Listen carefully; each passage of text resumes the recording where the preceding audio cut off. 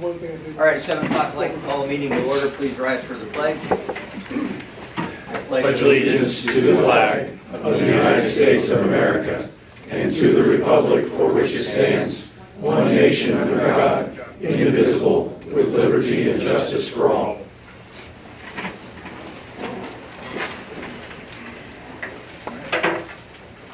We need for a roll call, everybody's present.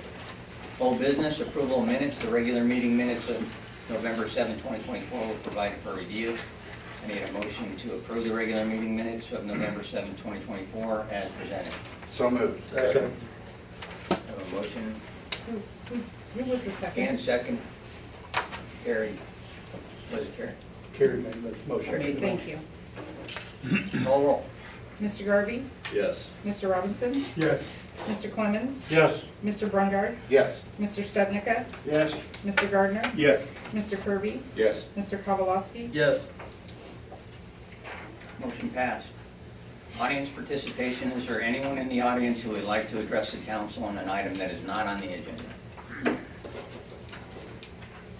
No takers? Presentation. Promotion of Police Lieutenant Mike Dickinson to Captain. Police Chief Steve Wayman will announce the promotion and will pin Lieutenant Mike Dickinson to Captain. Captain Dickinson has served in Lansing Police Department since July of 2007. Mayor, Council, tonight we're going to promote one of ours, Mike Dickinson. He's going to go from lieutenant to captain in the police department. As the mayor said, Mike has been a member of the department since 2007, so he's pushing the 20-year mark. He's a graduate of National Academy. He's been with us, like I said, for almost 20 years, so you know it's kind of an honor. He, with Captain Octaveros retiring at the 1st of October, it's just a natural step for Mike to make that next step up and become the captain. So his duties are going to expand.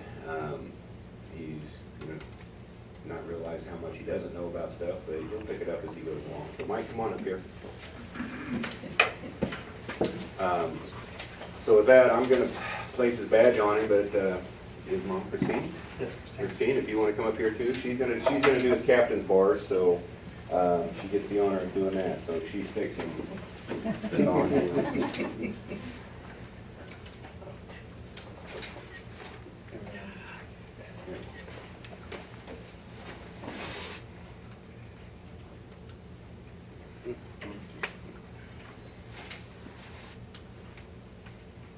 I haven't done that forever.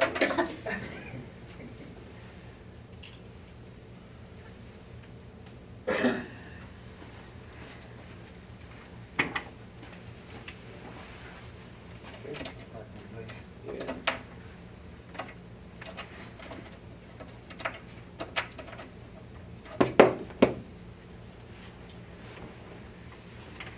Go straight up, Kevin, just like that. You want to pull those out? I'll take those. I'm afraid to stab it. Like the collar? Yeah.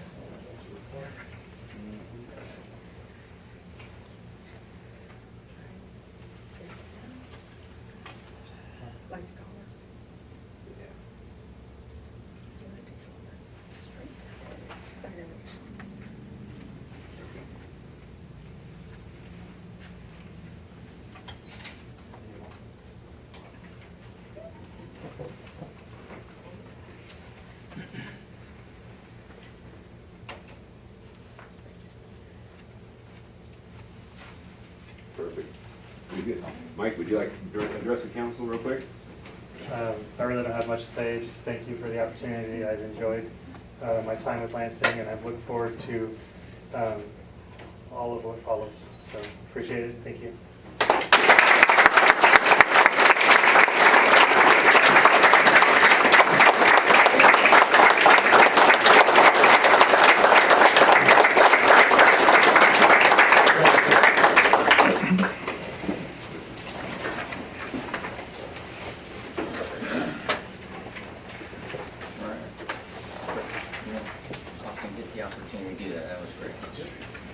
Okay, item number 3 is a letter of support for the Frontier Museum of the U.S. Army.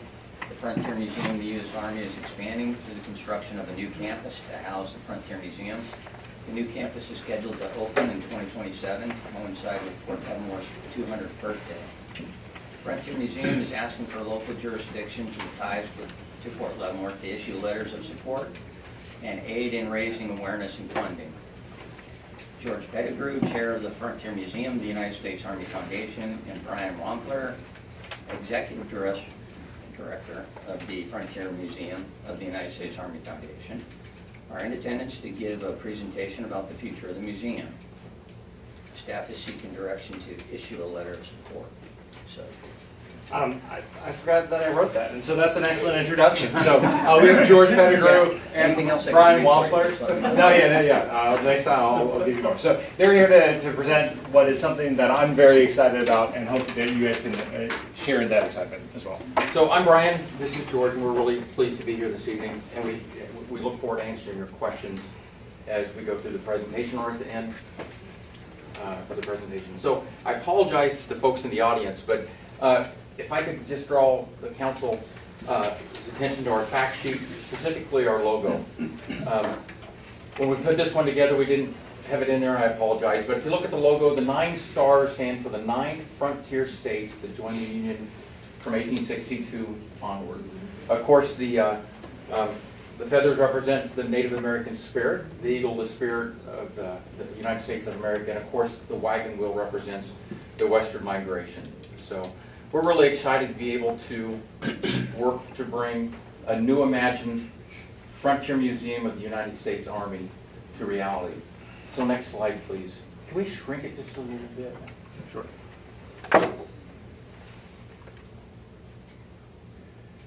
So great quad chart, but specifically, we're looking at a reimagined museum. Now, we're going to construct, and we're responsible for the facility itself and the grounds. The United States Army Center of Military History is responsible for the exhibits and the exhibit space. We know now that they're going to start the timeline at 1775, which is the beginning of the Revolutionary War, which is exciting for us because at that time period, the Native American were the primary residents here on the frontier, here throughout the frontier, along with some trappers. So we're really excited. We're going to talk about yard art. I wanted to bring that up early on. Marietta Kennedy is our artist of record. You may have seen some of her statues over in Kansas City. She did the Buffalo Bill statue there in Shawnee Mission Park, and she is renowned, especially in Kentucky. I see some people in the back shaking their head. She's renowned for her animal and her human sculptures, full size and larger. So we're pretty excited. Her grandfather was actually a trapper, and she's modeling the trapper after her grandfather. We're going to have a Native American tribe with a teepee on the grounds, a Conestoga wagon, a buffalo soldier, and some other artwork which we're really excited about. So, next slide.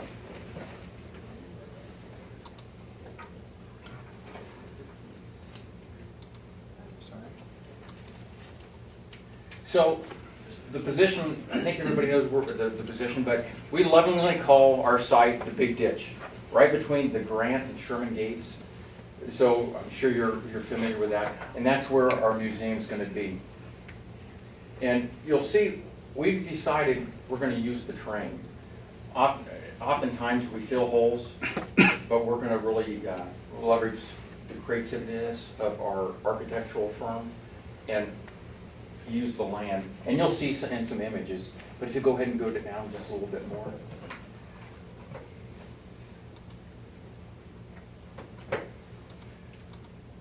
So this is our, whoops, up. Sorry. That's okay. The drawing. So here's the site plan. So we've been examining some of the studies that the Center of Military History has done, and we know that the least visited museum is a military history museum. So we've looked at every aspect why people do not like to go to a military history museum, and we're addressing those aspects. For example, why do families want to come or children want to come? How we can draw them. So we're going to have a child experience center. We're also going to have an adult experience center. So the child experience center will probably have clothing that they can try on. It may have a 3D printer, have printers, plotters, things that they can do artwork.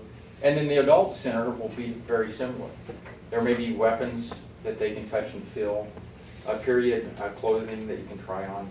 So we will be one of the only ones in the Army Center of Military History that has that. But All right, can you orient us on what are the roads? absolutely. So this is the Grant Gate, the primary gate. Okay.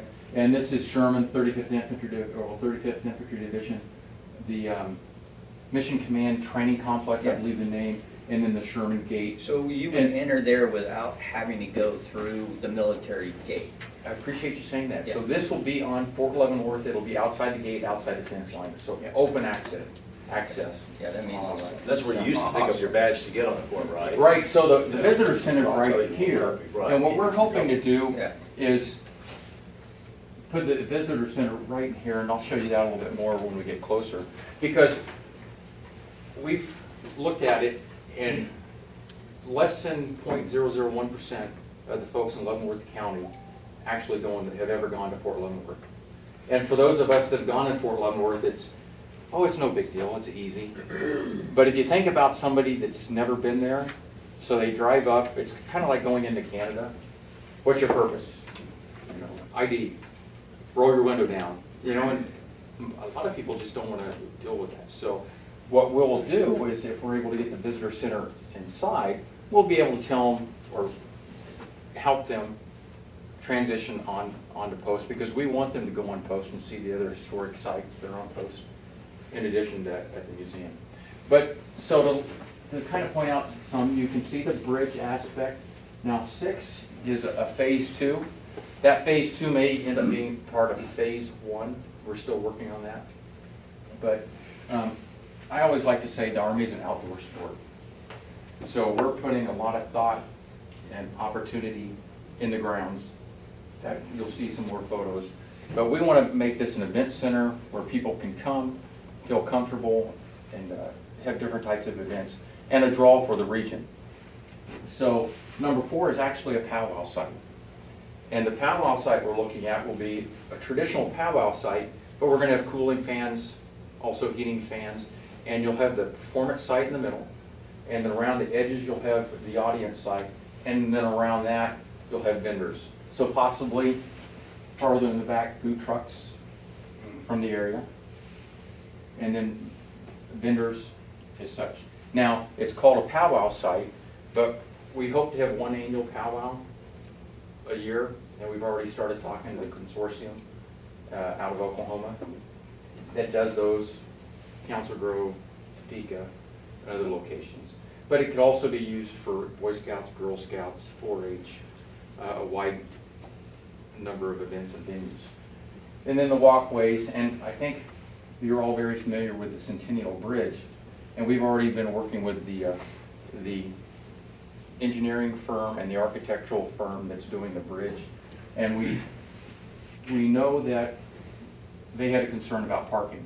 So their parking issue will be taken care of here. There'll just be, we'll make sure that, and we're working on this now, a walkway that will allow people to cross and cross.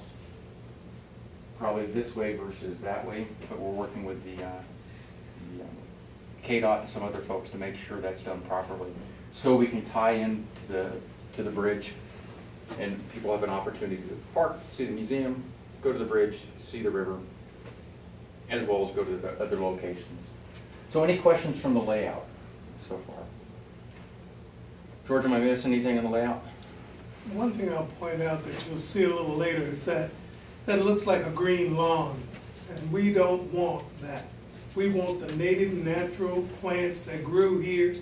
It's better for the environment, it costs less, it doesn't pollute. It's much easier to take care of. We want to make this as natural as possible, and even to the point that some of those walkways that you see are elevated so that you walk above instead of walking through. There will be some in contact on the outer bands. We're also looking at number 1 on each side, Brian. Yeah, the signs. So we'll have nice signs. I know quite a few, or several of you work on Fort Leavenworth. What was it, 6 or 8 months ago, where they had the problem at the front gate and they closed it, and we were trying to figure out where to go. Nobody knew, and it was a challenge. So these signs will have things like, come visit Frontier Museum of the United States Army, USAA is a great insurance company, the different advertisement, but in cases of emergency, we'll be able to project those. Grant Gates closed, Sherman Gates closed, please route to, I can't even recall the name of the old gate off to the west. Oh, so we'll have signs. Hancock. Hancock. So right now, we believe the Buffalo Soldier statue will go here, the Conestoga wagon will be over here, there will be a Native American tribe most likely underneath, there may be a teepee artwork here, trapper right in this area, but that's still, we're still working on that. How many acres are you looking at for this? So 9.2 is the area that we're looking at. Now this is larger, I think it's right about 14, but we're looking at the 9 because we have the gas lines that go right through here, some power lines. So we're developing our 9. side. Right, Pretty much, yeah. so, cool. Next slide. So this is the perspective, if you're at Grant Gate, and Grant Gate's right here and you're looking off to the right, this is the perspective. So you see the building and it has a skin. So what's unique about this, it's a 100-year build because we want the building to last. Now the skin will last and it will patina over time, but what's nice about that, and the skin also provides some UV, thank you. UV light protection, heating and cooling throughout the year, and can be replaced easily if we need to or patched over time. You can see it's a bridge, the pillars, the walkways, and like George said, it'll be native. The grass will be green certain times of the year. But it will be native grass, native So flowers. the prairie grass is what you're talking Yes, yes, and it'll be different types, so it'll be well planned and well kept, and we're hoping if the Army allows us to have different activities, so rather than having to hire a service, hire goats to come in. Because We label the stuff so that people don't go, why are they letting weeds grow here? we hope to be able to do that. So there's certain things we want to do that, and we're gonna ask to do that, absolutely. Because we want schools to come, and that's a great opportunity, so. And that we're also seeking to work with the National Park Service, which will do a lot of signage. Freedom's Frontier National Heritage Area is in support of this, so they will have additional signs off I-70 and every other entry you got coming into town for this. We're also working with Senator Marshall and Senator Moran's office, also the different congressmen and women to help us, and we're going to apply this next year to have this as a National Historic Site. Because oftentimes people think all of Fort Leavenworth is considered a National Historic Site, but if you look, there are just certain places. And we're fortunate, there are 3 known Native American excavated sites here, which will allow for that. And we already have we submitted the address of One Frontier Museum Way for the museum. Next slide, please. So the visitor experience, this is typically where I say this outdoor sport, but we really want to make sure that there's opportunities on the outside. Something I didn't mention, so we're going to have outdoor facilities, restrooms that are a nice fixed separate building adjacent to the powwow site. Next slide. So this is the entrance. So if you're at the visitor center today and you look off to the left, this is the entrance. So mentioned, we hope to have the visitor center right here. The loading docks are back there. But this is the entryway. You'll see that there's places here to come in and sit and relax. Keep one at heart to talk about the grounds because we know that the museum's open 40 hours a week being a government facility. It will probably be open more. That's depending if the Center of Military History will allow that, which we think they will, with continued support from the foundation later on. But here's an entry point. Next slide. So, hopefully everybody can see the key right here. So you can see the perspective. So this is you come in the entryway and you're looking down the hallway. So the color palette is about what it's going to be like in the future. And we're looking at the colors of the prairie, the frontier, throughout. We're not sure. Now, the images that we have aren't approved, but those are some ideas. We're going to use very high quality, high speed projectors, different places where images can change. For example, if we have Native American month, if we have Lansing days or Lansing months, we can do the different photos of Lansing from the beginning throughout time to current, as an example. Next slide. So again, here's looking, you're all the way down towards the end, looking out towards Metropolitan and Grand Avenue. So this is kind of towards the end, looking down. And so right now, people ask, well, where is all the exhibits going to come from? Well, today, the Frontier Army Museum has less than 4% of their collection on display. They have one of the highest collections of one-of-a-kind items that aren't even on display, so we're pretty excited that they're going to have an opportunity. So the facility is going to be 90,000 square feet. The exhibit space will be 28,000 square feet. Today, the entire museum is 23,000 square feet. That does not include a rotating exhibit space, which the Frontier Museum will be the only Army museum that has a rotating space. And it is exhibits from the Frontier Museum's collection. It may be from Smithsonian. It could be from anywhere. So we're pretty excited about that. Next slide. So here's another perspective. You can see we're back towards the center of the complex, looking back. And you can see right here, that's another projected image that will change. And we're going to make sure people see, I like to call them the one-eyed monster. Now they're 12-eyed monsters. And we're going to make sure that the projectors are high quality, high efficiency, but also very quiet. Because I'm sure you've been to some museums, you wonder, what is that roar? And then you look up and you see the projectors. So, May I add one thing, Brian? yes. If you notice that we're using sloped walkways that are very wide. Typical pitch is 12 feet for every 1 foot of elevation. We're using a 1 to 20, which would be very gentle, because we want to make this very easy for anyone of any ability level to be able to go through this museum without trouble. Also, you will not go from point A to B to C and then back out. This is designed where there are cross paths, elevated walkways that you can go from one area of your interest to another if you happen to see it, without having to go a straight line to the end and come back up the other side, which is too typical. We want you to be able to follow your interest in the museum story. And that's why we're designing it open and flowing in many different directions. There will be an upper level, there will be a lower level, and where you see inside that curved area is a theater.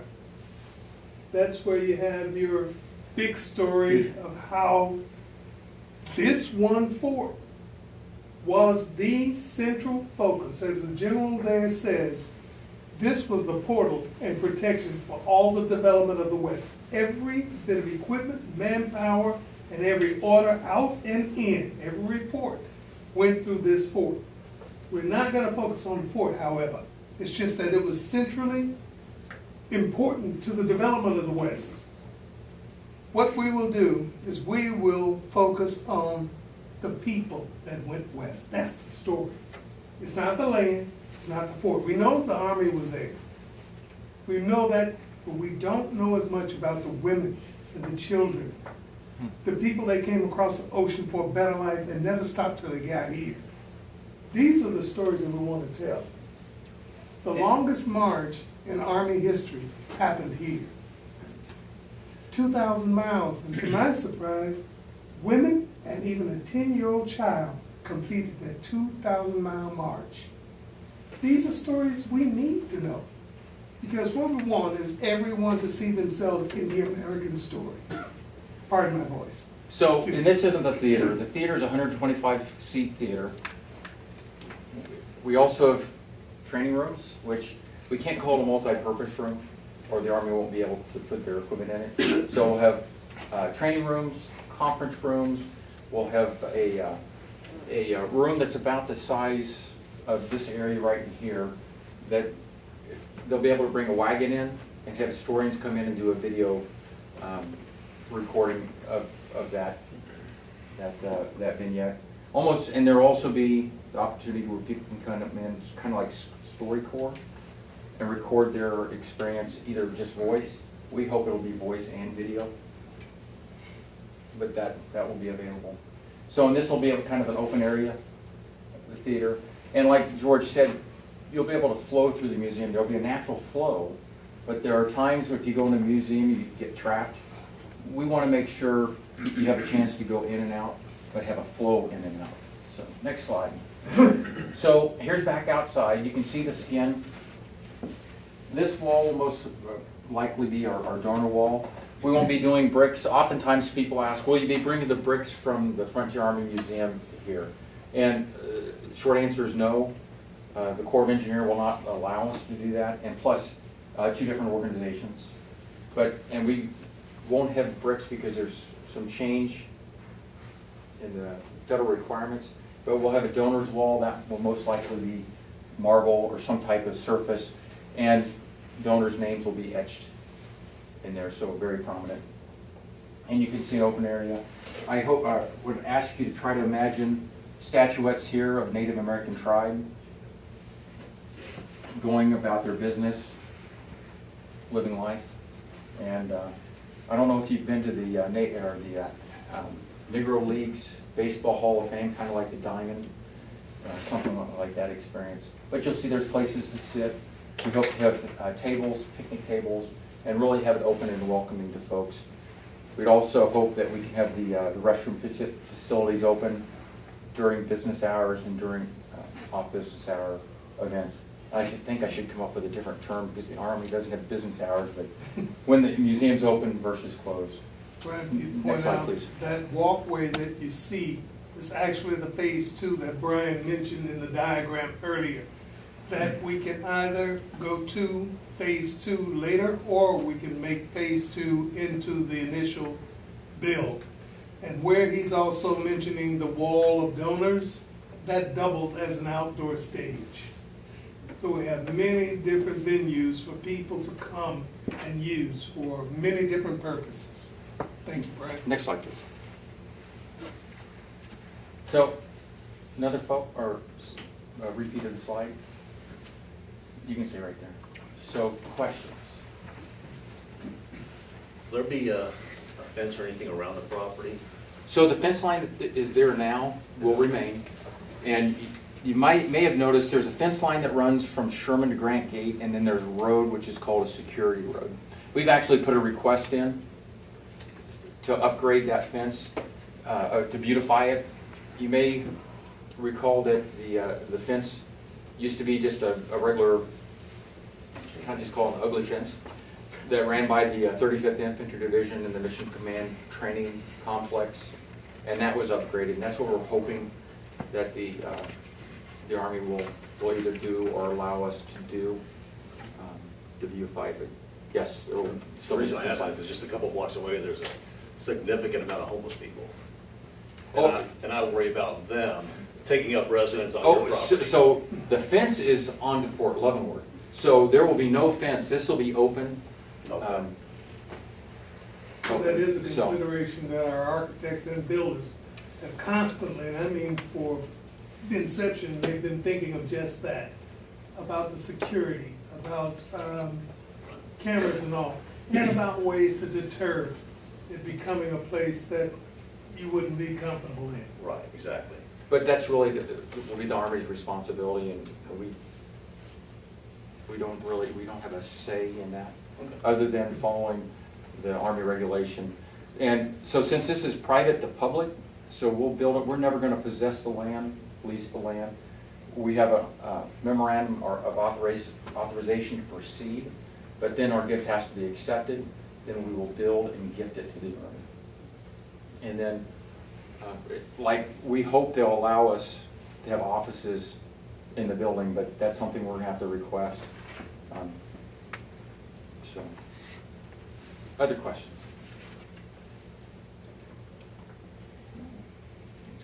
Counselor. What's the timeline and cost? You said So 27? the 2027 is the timeline. Right now, we're looking at, if, with everything that has to happen, worst case is 2028.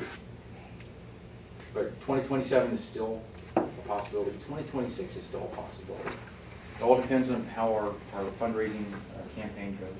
But 90,000 square foot, approximately $800 per square foot, which when we started, that was a high amount. We're not sure because just the change, the economic change in the price of building materials. So that comes out at right around 72 million. We're hoping that our fundraising plan is very successful because we would also like to be able to build the exhibits inside and do all the placement, and that'll bump it up closer to the $100 million mark. And our goal right now is 50% federal funding, and we're working with Senator Marshall's our primary, Senator Moran, of course, in Ways and Means, working with his staff right now to do that submission. Then 25% state, and then 25% Both private. sides of the state line. So, Anybody else have questions? Thank you very much. all right, thank you. I appreciate it. It's gonna be awesome.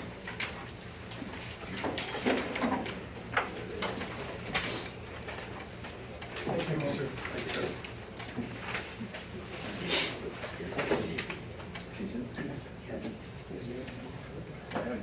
A note here at the bottom that says staff is seeking direction to issue a letter of support. Is there anybody who's against that, or are we all good to go and submit the letter?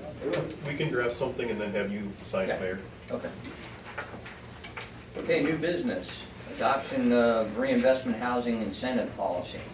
Proposed reinvestment housing incentive districts, the RHID policy, establishes guidelines and requirements for creating reinvestment housing incentive districts within the city. Housing projects developed within the city partnership through the RHID will be required to meet this policy. The policy aims at facilitating attainable housing development through tax incentives in designated areas, contingent upon approval of the City Council and the Kansas Secretary of Commerce. The item was tabled on the 7 November 24th meeting and includes clarifying wording in the policy. So I need a motion to adopt the reinvestment housing incentive district policy as written. Second. I have a motion from Dan and a second from someone over here. Go ahead, Jay? Yeah. Okay. Thank you. Any discussion? Anybody got questions on this one? Everybody good with the new verbiage and everything? Okay. Call the roll. Mr. Garvey? Yes. Mr. Robinson? Yes. Mr. Clemens? Yes. Mr. Brungard? Yes. Mr. Stednica? Yes. Mr. Gardner? Yes. Mr. Kirby? Yes. Mr. Kowalski? Yes. Item passed. Ordinance number 1123-A, No, 1123, an ordinance annexing land to the city of Lansing, Kansas. King Charles Engelhardt, owners of the property generally located in the area of 13209 McIntyre Road, have filed a petition for annexation of their property into the city limits of Lansing, Kansas. Property owners have signed voluntary annexation paperwork for approximately 144 acres to be annexed into Lansing. So I need a motion to approve ordinance 1123, an ordinance annexing land into the city of Lansing, Kansas. So moved. Second. I have a motion and a second. Any discussion? Or any questions? I have one question. I didn't understand in reading my packet about if they can de-annex if something doesn't happen. I got unclear on that in there. Yes, so what we're pursuing is a conditional annexation, but the condition is that the proposed developer, who's partnering with the property owner, provided that the development plan is put into place, approved by you all, goes through the planning commission, it would stay annexed. If that does not happen, if at any point the development plan falls through, the property owners would be able to petition to de-annex, and we're agreeing to that upfront. And this is for housing using the development plan? The developer is assuming- proposing to, if you, in the development plan, it specifically calls out R1 and R2 zoning district, so yes. All right, thank you. And R1 is single, like the houses that are out there now, Single family homes, yeah. and R2 would be Same thing. same. Yep. Same thing. Yep, okay. Yeah, if you're gonna speak from the audience, just come up and say your name, I'll give you the opportunity to address the council. And while Mr. Redden is doing that, I want to remind the council that this is a voluntary Yes. annexation from the property owner. It's not a hostile takeover. Come on up and state your name and address for the council, and then tell us what you'd like to say. Thanks very much. My name is John Redden. I live at 24170 131st Street, right there. And my only comment is that the plan that we've seen for this subdevelopment is not what is in keeping with the houses that are already there. The plan that we have seen by the developer calls for 523 houses on this property. And that is very out of step with the character of this area. This area is a semi-rural area, you can tell. When you go out McIntyre Road, you begin to feel right away the rural feel of the area. And we know that the property owner has a right to do what they wish to do, but you people also have a responsibility to respect the other property owners in this area that own property. Those houses in there will be going on, according to the plan that we saw, the preliminary plan that isn't finalized, but it would be approximately 0.15 acres per lot. Right now, the current zoning is 2.5 acres per lot, so it's a dramatic change, and once again, it's out of character with what's out there now. So we respectfully request that you go carefully and respect all the rights of all the property owners, just not the Engleharts, but all the property owners that live in this semi-rural area. Thank you very much for hearing what I had to say. Thank you.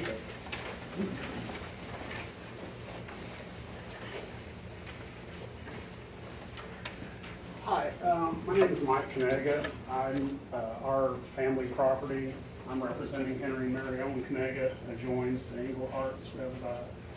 We share about a half-mile property line right there. I think everyone agrees some sort of development is coming, whether it's high density, low density, or whatever. But my question is, and I can't seem to get an answer from the city or the county, is how are, we still are somewhat of an active farm. There's basically a half-mile of barbed wire fence there. How does the city, the developer, how do they intend to fence it, buffer, there's got to be some buffer or some, there's got to be some way to divide that from a housing community. And my thing is, that's an expense, and who's going to bear it? And I realize this is still in the planning stages. I emailed Josh Getzler on November 15th from the city of Lansing. He didn't really have an answer, and he directed me to the county. That's how I took it. So I emailed Kyle Anderson in Leavenworth County. We've been emailing back and forth for a couple of days. And, the city says it's the county says it's the city. My feeling is this can't be that hard. Someone's got to have an answer. I mean, this is happening more and more, as families decide to sell property off and developers decide to build houses or, whatever. So I would like an answer on that before, before things move much farther. I think that's a big deal, certainly a big deal for who's ever, whoever has to pay for it. So I am reaching out. So what kind of buffer are you imagining then? Well, I don't know, you've got a 4-wire barbed wire fence right here. Right. You tell me, you don't want, I'm sure families don't want their children playing in a yard right here Right. with a 4-wire fence with a, with a center hot wire. I'm sure they don't. So, It's not good for kids, no. yeah, Yeah. Well, that's interesting. So then is that right on the property line? yes it is. I don't know, would that be a? And the barbed wire fence is there now. Yes, it is. That becomes a civil matter. Huh? That becomes a civil matter. The fence. And Well, normally what's it done becomes the property. is Everything we do is a civil matter, really. between property lines, one farm maintains half of it, the other owner maintains the other half. That's, no, I don't know. Say that again? Normally, between the two property lines, one owner maintains half of it, the other owner maintains the other half. And I don't know if that's an accepted practice, if that's a wives' tale, I don't know. I am reaching out to the Kansas Livestock Association to kind of get some, and the land use attorney to get some information on that. But It's a valid concern. I just, I think for public safety and for just the expense of it, I think it's something that needs to be looked into. So, and the other thing too, this is gonna happen more and more and more. This is, this isn't an isolated thing by any means. So, thank you for taking the time to hear me, and thank you very much. No, thanks for your question. Thanks, Mike.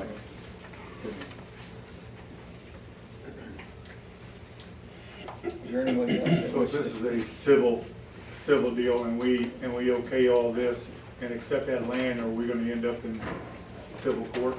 No, that becomes a matter, fences are, Borders?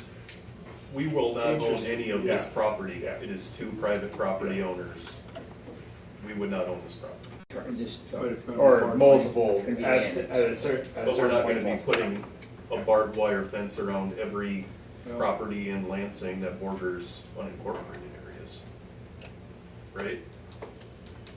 Correct. Yeah. I have a question. All right, As Rick, can this you come is- up to the podium? Are we recording this? Yeah. Can you come Am up? I allowed to speak?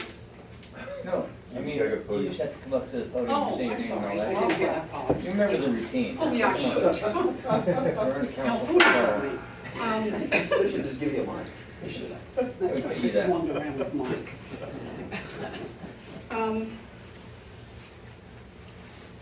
I have a lot of history in this town, and in 1973, the city of Lansing annexed both all of McIntyre Road as well as the 4H Road way out. The people on the McIntyre side, on the East McIntyre, actually went to court to stop this from happening. And that was mandatory at the time, annexation. I know that the rules have changed a lot on annexation, and the city, even on a volunteer basis, I am not even sure if the city can just say, okay, you can come on in. Because there are so many rules now about annexation, probably about 5 or 6 years old now. So I'm not sure if that is being addressed at all. It is. The following statutes for voluntary annexation. And they don't apply to the other part of annexation if the Are you city. talking about properties outside of the annexation area, or, because No, the area this- that's coming in, it's following the statute, Okay, so. except the neighborhood might not like it, but on the other hand. it That's doesn't. true, they may not like it. Okay, and then I have another question. If we are annexing this, is the goal then to attach themselves to the new sewer system that's run that far? Yes. Yes. Otherwise, why would that be attractive? I mean, No, they don't have very many houses on here, in my opinion, in comparison to the size of the lot. So I guess I have questions as well as comments, sorry. Well, Jeanette, one of the things to answer maybe kind of indirectly one of your questions you have is that when you do move out into these type of areas, like Mr. Kanaga was talking about, there are other statutes in place. Like, for example, I don't think there is one, but let's say there was a pig farm or a big Right. livestock operation. Because of the advancement of denser populations and annexation, those farmers or ranchers will never be affected because they have taken that into account through other statutes, that you don't get to then come into an area and then complain of nuisance. For example, if they had a swine farm there and it just smells the high heaven, right? You don't get to come in and say, hey, we moved in here, now my house, I smell all this swine, so you gotta move your farm. No, they can't do that. So anybody that's still in that kind of rural setting, whatever their farming operations are cannot be impacted because now you've been encroached into, so. Yeah, understand. All right, as long as, So like, everything's copacetic. Commissioner Tony, you can show her where the Yeah. sewer actually comes out. It seems to be, let's be sure that we're all clear about that. Actually, you can see pipe in the aerial, so, and this is Right. this is the route of the McIntyre sewer Right. section, and it comes all the way across to So it's just Buckner, right so it next. stops within, I don't know, maybe 500 feet Okay. of that northwest corner. So they would be responsible for attaching then to the sewer system? Right. That's typically how the developer's responsible for the sewer system on their property. If we want to upgrade it to make it larger to accommodate our future needs, then it becomes a cost share type of a situation. Thank you. And the county says that if it's within 660 feet of the sewer, they must connect to it. Yes. So they don't have the option of having septic tanks. Yeah. All right, thank you. Unless you're in an existing one already. That's because of my other, I can deal with that all the time. Anyone else? It was suggested that it was gonna be 523 homes. Is that what you're tracking to, Josh? We have not received any plans, so I cannot speak to that. Okay. And how many homes are on that, in that vicinity, in close vicinity to that annexation property? That depends on how you define close vicinity. And Sorry. so you can count the number of homes they split off. The property owners themselves, 3 years ago, 2.5 years ago, split off 5 lots themselves. So they created 5 neighbors for themselves on their own property. And then there's a number of homes around them. So these families have seen something we haven't seen. Okay. Why don't we let the guests talk, and then we can ask council questions when we get all theirs done. So, sir, can you say your name and address? My name's Pat Melvin, Okay. and I live at 13438 McIntyre Road, which is right across from it. Okay. We're right here. Okay, thank you. And I speak for myself and my in-laws who live next door to me. They've been there almost 50 years, and my wife has been here almost 40 years. And we moved to the country on a gravel road, and we have acreage all around us there. And they're talking about putting lots in there that are 50 by 100. That's a tiny lot. And they're putting 520 units in there. That's a big change to our lifestyle. And I'm not the only one. I mean, there's others who couldn't make it tonight. But it affects us greatly for what that's worth. It's not worth much to some. Are you aware that the Department of Transportation for Kansas is going to be improving McIntyre all the way to 425 or 435? So they're going to do more to the road? Yeah, all the way down 5 to 435. That's already been approved and financed. What's timeline? I don't think we have I that. don't think we have that. That's a KDOT thing, but I think that's on their I'm just saying. 5-10 year plan. It's coming. But it's all been kind of under the radar and been hidden. No, they had about 12 different public sessions about it. Nobody's told us anything about it. I just found out about this last week. I understand. That's why I was asking if you were aware of it. I wasn't. I didn't know if you were aware of it.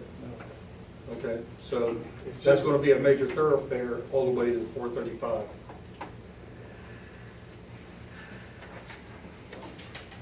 Tanner Bowers. That's a KDOT plan, though. Yes, that's why I was bringing it up, it's KDOT plan. Tanner Bowers, right here, 7, just been there about a year.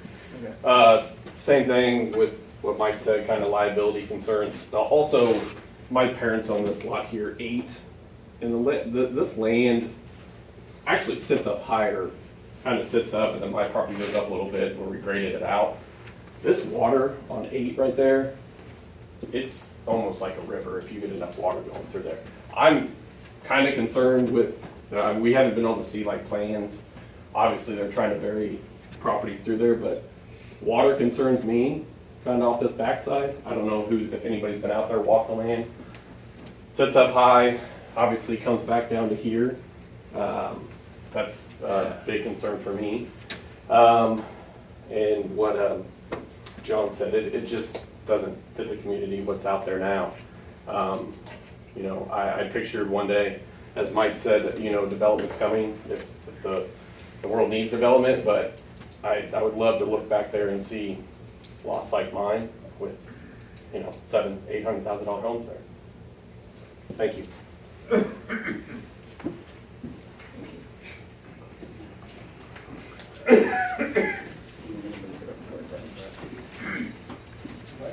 Hi, I'm Janie Stockman. I live at 24314 131st.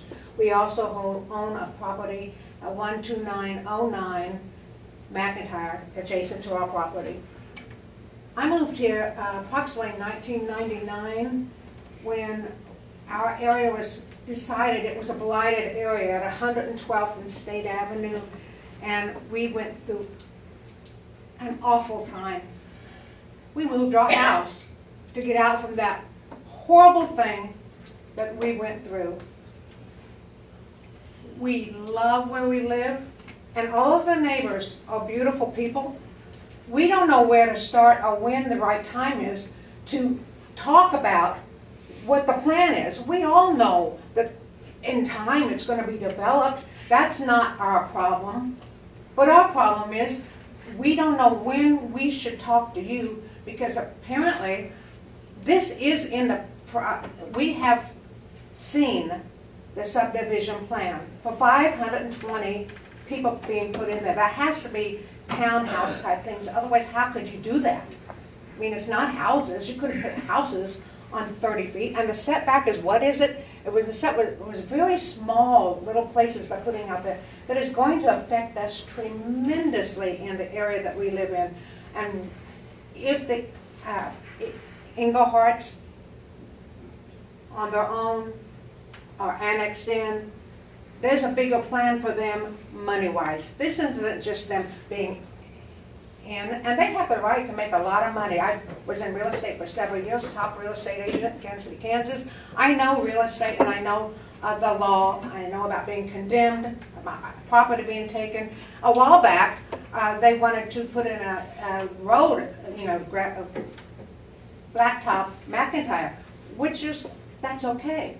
But what they did to us on McIntyre was they widened it. My little house on 12909 McIntyre, we asked if they build a wall or something there.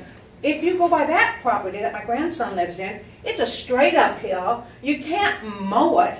They never came to do anything with that, to build that wall. It's a mess all the time, but I don't expect him to mow it because it's too steep. They also told us that they would go from McIntyre back 100 feet on 131st Street and pave it for us, by which they were all supposed to put in a nice driveway for my grandson. They didn't do that.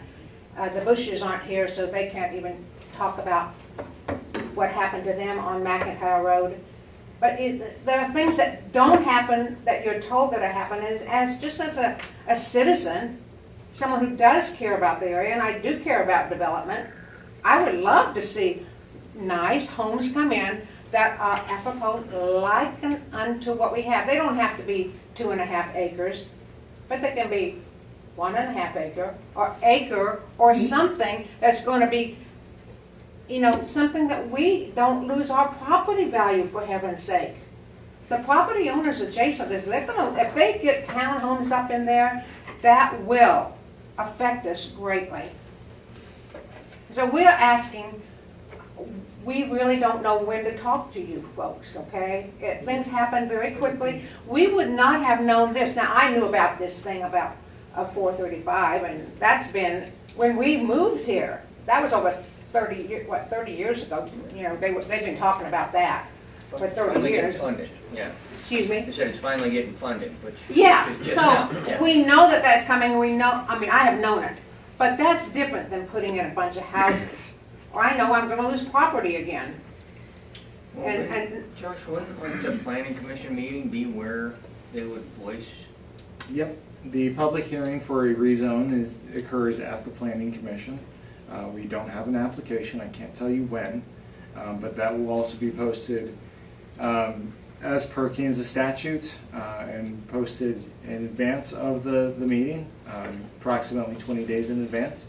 You're Wait. more than welcome to attend. Aren't the property owners also notified? Yes, they there will also be a notification You should letter. get that a is- letter. Statutory requirement that you be notified if there's a rezoning request. So, you're aware then that this is already in place, that the Engelhardts and the developer are working on these little properties. I don't know if any of you guys know that. We saw their subdivision plans, so we don't know if we have any rights at all. Who showed them to you, ma'am? Mr. Redding, can you come up and talk about that? The surveyor did. The surveyor. He happened by, we've been watching the surveyors going out there, and he walks all the time, so he just, very nice, what is this? He didn't take a picture of it, but then we went out another day and saw the same thing, and saw the actual plots, saw the plans. John, can you come up here, John, so they can hear you? Well, I mean, the bottom line is, whatever they're planning, whatever they're planning, it has to go through the planning commission, of which, at that point, you will be notified that this thing is coming to the planning commission, so you can be there to voice your concern. Is that I 200 mean, feet?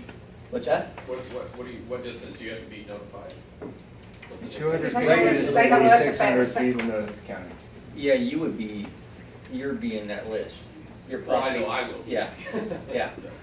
And I thought they said something about 400 feet. How far out do you go to tell people in the area that this is coming? Because this affects not only us adjacent to it. It's published, and if you're within the statutory footage or distance, you get a mailing, and then, obviously, let's say you get a piece of mail, I'm sure you'll let your neighbors know, and it doesn't mean that you can only come in if you're only within that 200 feet, you can bring in the whole You town can if you tell want to. neighbors or whoever else would like to come and talk to the planning commission. But I mean, this body right here is not the one that's gonna approve the, our Do you approve the site plans? I mean, this annexation is not that. You'll approve, the city council will ultimately approve the rezoning, if their rezoning comes through. But The planning commission will handle the preliminary and final plats. You will approve the public right-of-way, should any public right-of-way be dedicated to the city during this process at some point. Right, rezoning, but not, I mean, rezoning, we're saying single family, that's what we're going to. No, but what I'm saying, the planning commission should be the one saying they meet all these requirements that are in our ordinances for that zoning. So, that's who you'd want to talk to, I guess is my point, is that you want to be at that meeting if you want to voice your opinion on the size and the shape and, how big the lots are, those kind of things. Is multifamily an option under R1 or R2? No, that is not an option in those zones. Multifamily, yes, multifamily is under R1 and R2. No. No. Yeah, The current okay, that's what zoning- we're They're both single family. The current zoning is 2.5 acres, and it's in, this area is in Leavenworth County. And then the proposal in R1 and R2 is well, you know it, the R1 lots are right now 6,000 square feet, which is about 0.14 acre per lot. R2 is even less. So you can see the dramatic change that we're talking about. We're not against development and progress.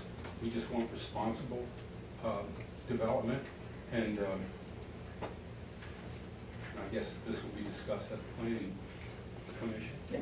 Yes. Okay. Okay, just one more question. Can you explain to us on this annexation, if that has, you're calling it R1, what are you calling it? No, I'm talking zoning. Yeah, yeah. We're just doing annexation, we're not doing zoning. We're just either Okay. approving or disapproving the voluntary annexation request. Well, yeah, that and came to us. you're not gonna tell them no. Well, If that, we all know you're probably not gonna tell them no. I mean, But we're trying to figure out, okay, where do we go and when do we go to keep 50 foot wide and 30 feet deep homes being built? When the planning commission meets. when the planning commission meets, of which you should get notification Yes. in the mail. And then you're free to tell any of your other neighbors who'd like to come and voice their opinion at that commission meeting.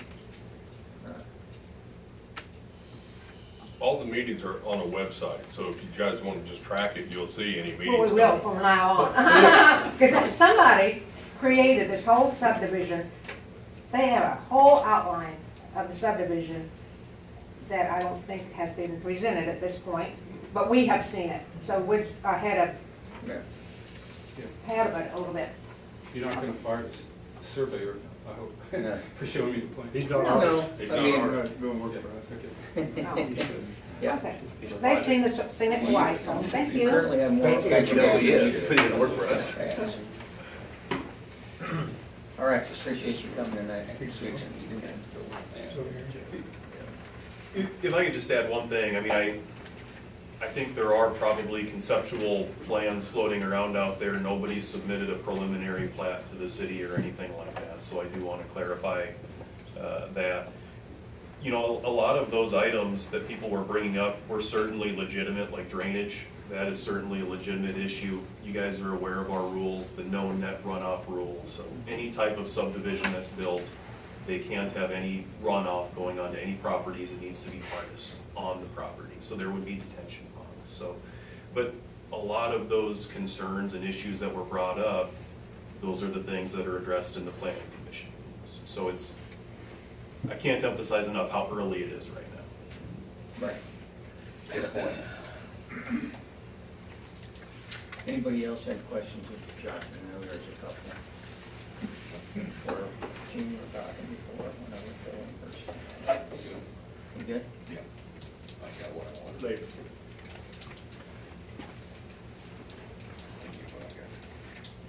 Okay, so we had a motion to approve ordinance 1123 and ordinance annexing land to the city of Lansing. We had a motion and a second. Any other discussion? Call the roll then. Mr. Garvey? No. Mr. Robinson? Yes. Mr. Clemens? Yes. Mr. Brungard? Yes. Mr. Stednica? No. Mr. Gardner? No. Mr. Kirby? Yes. Mr. Kowalowski? Yes.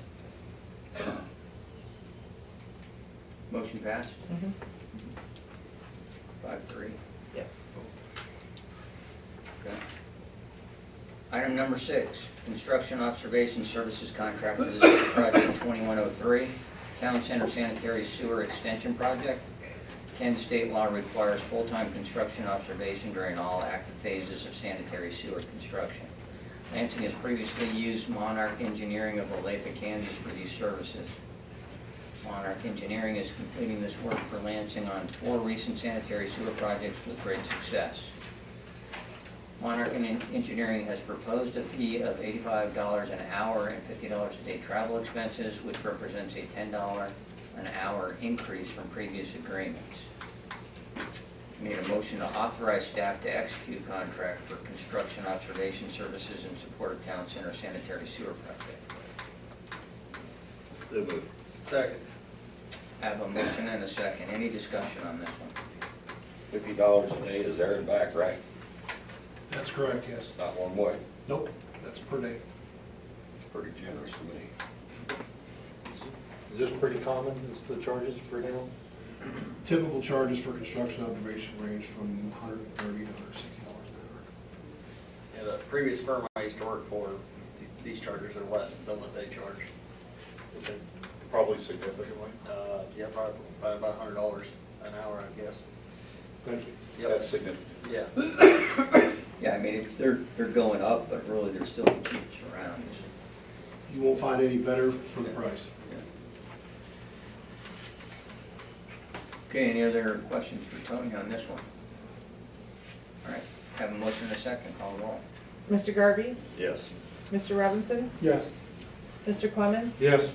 Mr. Brungart? Yes. Mr. Studnicka? Yes. Mr. Gardner? Yes. Mr. Kirby? Yes. Mr. Kowalski? Yes. Motion passed. Item number 7 is memorandum of understanding pursuant to interlocal agreement.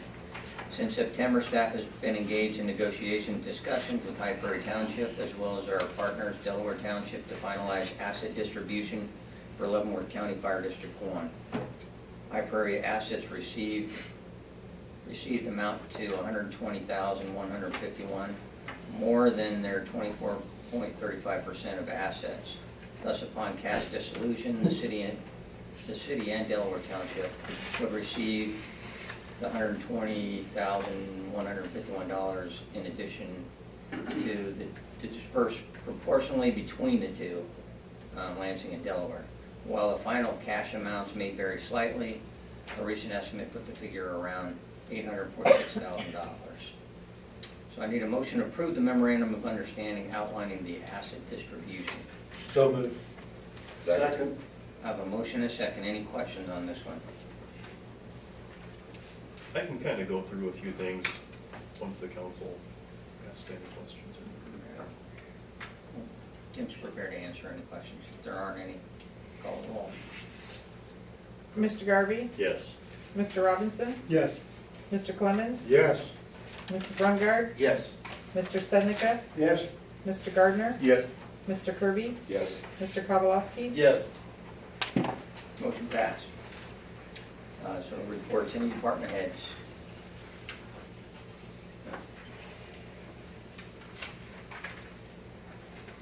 City attorney? Nothing to report, Mayor. I'll see the city engineer.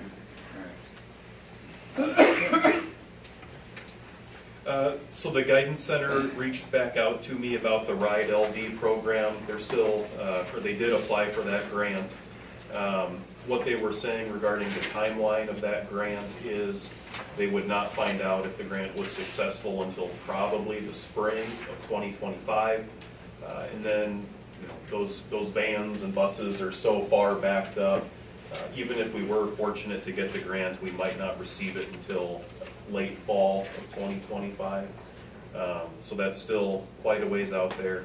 They did feel really optimistic about the program. I think KDOT really likes it when cities work together, and the Leavenworth program was a success story. So they do feel pretty optimistic about that grant application. So wanted to brief you guys on that, see if there's any other thoughts on that, but it will be a while before we hear anything, and it would be even longer before we would receive any type of ban. But we've applied and all that kind of good stuff, right? Correct. The Guidance Center put in the application for that. Oh, And the council was all behind it. yep, yep. Yeah, so we're good. Okay, good deal. Our solid waste contract is coming up, I believe, in the next 5 to 6 months. So we were hoping to reform our citizen advisory group, the solid waste advisory group, just to get some citizens together to talk about pros and cons of our solid waste contract. And so that'll be something that's coming down the pipe. A representative from Waste Management has asked to come to the city council meeting on December 19th. So you guys would have someone here. John Blessing would be here on December 19th, yep. I'll be at the school board meeting on December 9th to brief them. Well, first off, we'll be asking them to verify that they're okay generally with the fireworks being at Lansing High School again.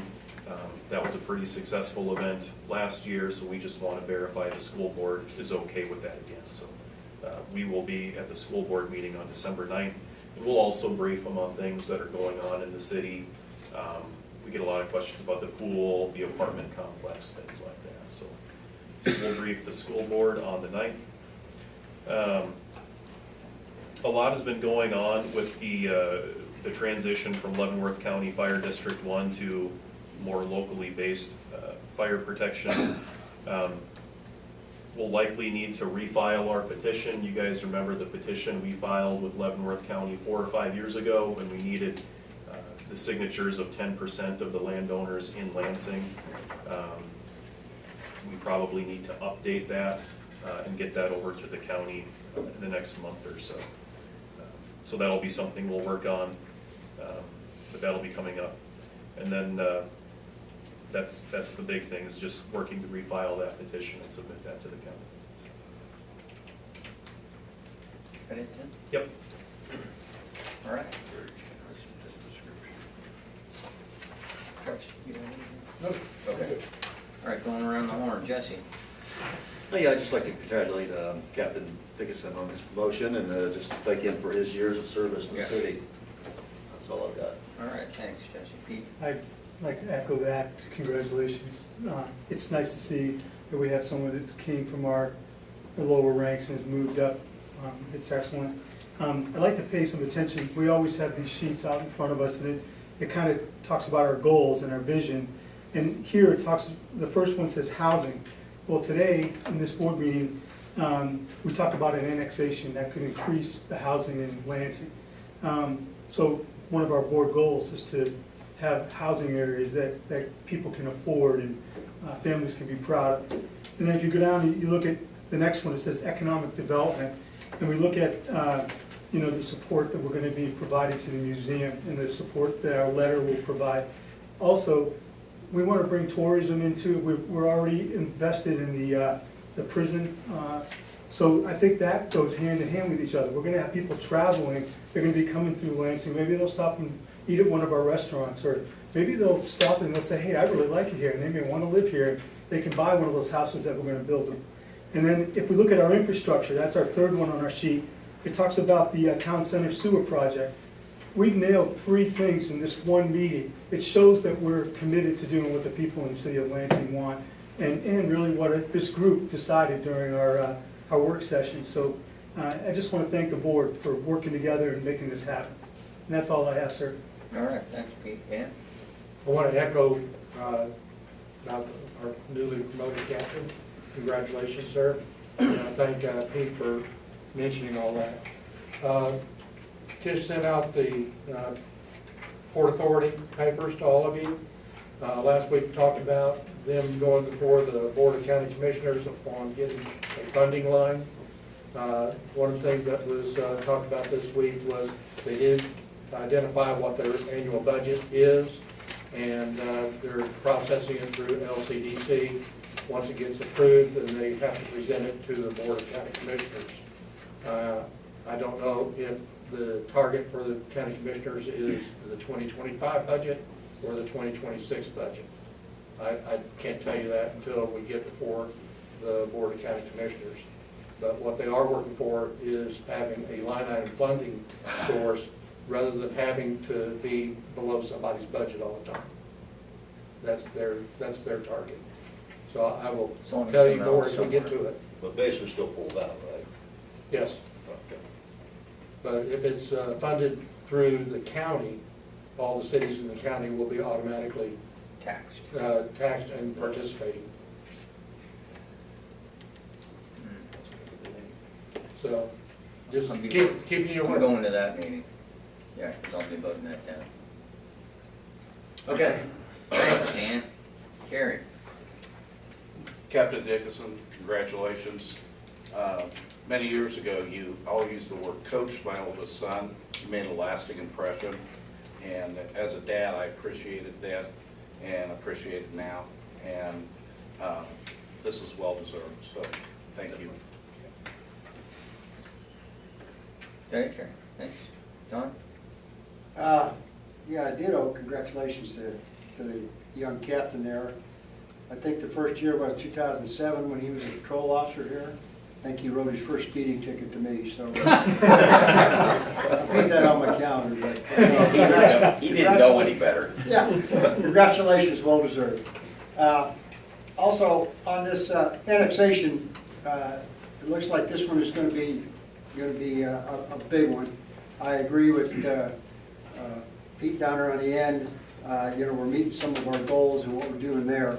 I think we need to be careful, though, that we don't put a bunch of row houses in to the middle of the countryside and, you know, potentially setting up a ghetto for later on, if you know what I mean. I mean, if the developer or whatever can decide on bigger lots, or decide on something, you know, like the boundary between, you know, the agricultural piece, guys running a couple head of cattle, you know, to put some kind of privacy fence or whatever needs to be done, you know, that all needs to be negotiated. So I caution our boards to walk carefully on this one. Move forward, but walk carefully on this one.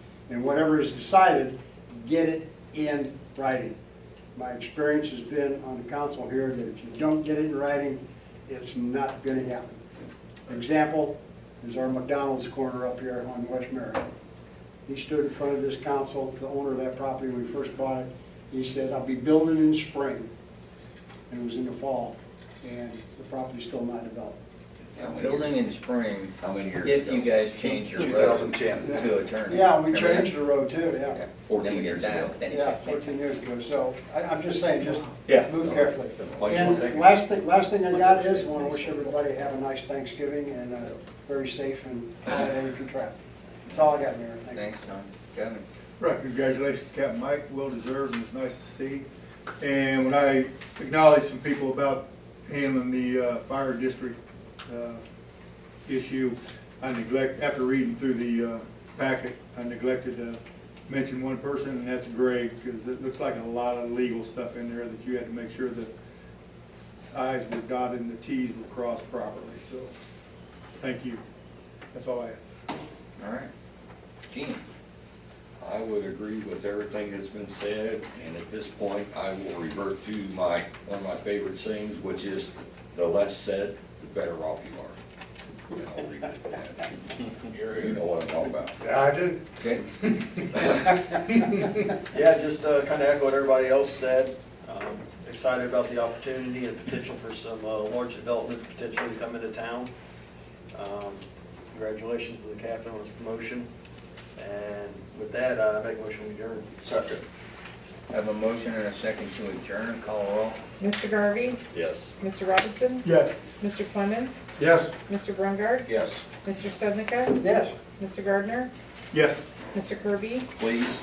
Mr. Kowalski? Yes. We are adjourned.